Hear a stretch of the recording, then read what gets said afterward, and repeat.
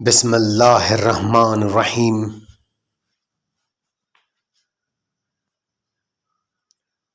خطبہ نمبر 78۔ جنگ جمل سے فارغ ہونے کے بعد عورتوں کی مذمت میں فرمایا، اے لوگو، عورتیں ایمان میں ناقص، حصوں میں ناقص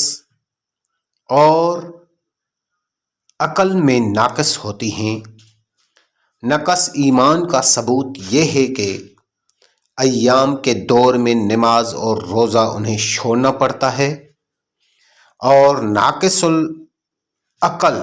ہونے کا ثبوت یہ ہے کہ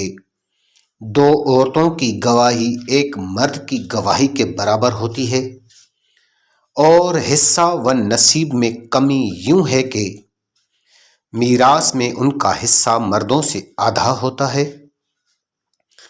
بری عورتوں سے ڈرو اور اچھی عورتوں سے بھی چوکنا رہا کرو۔ تم ان کی اچھی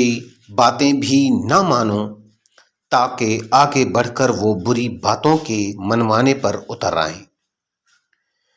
اس خطبہ کی مزید تفصیل یوں ہے کہ یہ خطبہ جنگ جمل کی تباہ کاریوں کے بعد ارشاد فرمایا، اور چونکہ اس جنگ کی ہلاکت آفرینیاں ایک عورت کے حکم پر آنکھ بند کر کے چل پڑنے کا نتیجہ تھیں، اس لیے اس میں ان کے فطری نقائص اور ان کے وجوہ و اسباب کا ذکر فرمایا ہے۔ چنانچہ ان کی پہلی کمزوری یہ ہے کہ انہیں ہر مہینہ میں چند دنوں کے لیے نماز و روزہ سے دستبردار ہونا پڑتا ہے، اور یہ اعمال سے علیحدگی ان کے ایمان کی نقص کی دلیل ہے، اگرچہ ایمان کے حقیقی معنی تصدیق قلبی و اعتقاد باطنی کے ہیں، مگر بطور مجاز عمل و کردار بھی اس کا اطلاق ہوتا ہے۔ چونکہ اعمال ایمان کا آئینہ ہوتے ہیں، لہٰذا اعمال کو بھی ایمان کا جزو قرار دیا جاتا ہے۔ چنانچہ امام علی ابن موسیٰ رضا علیہ السلام سے مروی ہے کہ ایمان دل سے تصدیق، زبان سے اقرار اور اعضاء سے عمل کرنے کا نام ہے۔ دوسری کمزوری یہ ہے کہ ان کے فطری استعداد عقلی تصرفات کو پورے طور سے قبول کرنے سے قاصر ہوتے ہیں، لہٰذا ان کے میدان عمل کی وسعت ہی کے لحاظ سے فطرت نے ان کو قوائے عقلیہ دیے ہیں جو حمل، ولادت، رضاعت، تربیت اولاد اور امور خانہ داری میں ان کی رہنمائی کر سکیں، اور اسی ذہنی و عقل کمزوری کی بنا پر ان کی گواہی کو مرد کی گواہی کا درجہ نہیں دیا گیا، جیسا کہ اللہ سبحانہ کا ارشاد ہے کہ اپنے مردوں میں سے جنہیں تم گواہی کے لیے پسند کرو، دو مردوں کی گواہی لیا کرو،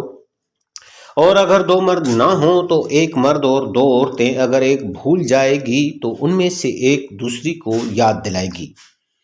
تیسری کمزوری یہ ہے کہ ان کی میراث کا حصہ مرد کے حصہ میراث سے نصف ہوتا ہے، جیسا کہ قرآن کریم میں ہے، خدا تمہاری اولاد کے بارے میں تمہیں وصیت کرتا ہے کہ لڑکے کا حصہ دو لڑکیوں کے برابر ہوگا۔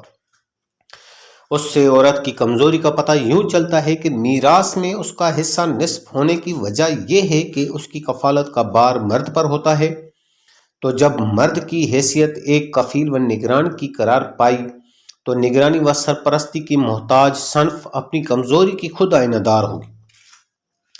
ان کی فطری کمزوریوں کی طرف اشارہ کرنے کے بعد ان کی اندھا دھند پیروی اور غلط اطاعت کے مفاسد کا ذکر کرتے ہیں کہ بری بات تو خیر بری ہوتی ہی ہے، اگر وہ کسی اچھی بات کے لیے بھی کہیں تو اسے اس طرح انجام نہیں دینا چاہیے کہ انہیں یہ خیال ہونے لگے کہ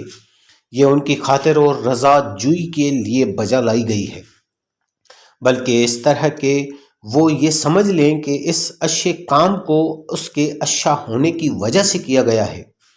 اس میں ان کی خواہش و رضامندی کی کوئی دخل نہیں ہے،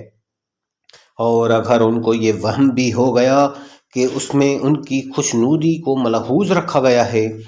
تو وہ ہاتھ پکڑتے ہوئے پہنچا پکڑنے پر اتر آئیں گی، اور یہ چاہنے لگیں گی کہ ان کی بری سے بری بات کے آگے سر جھکایا جائے، جس کا لازمی نتیجہ تباہی و بربادی ہوگا۔ امیر المومنین علیہ السلام کے اس ارشاد کے متعلق علامہ محمد عبدہ تحریر کرتے ہیں کہ امیر المومنین علیہ السلام نے ایک ایسی بات کہہ دی ہے کہ طویل صدیوں کے تجربے اس کی تصدیق کرتے ہیں۔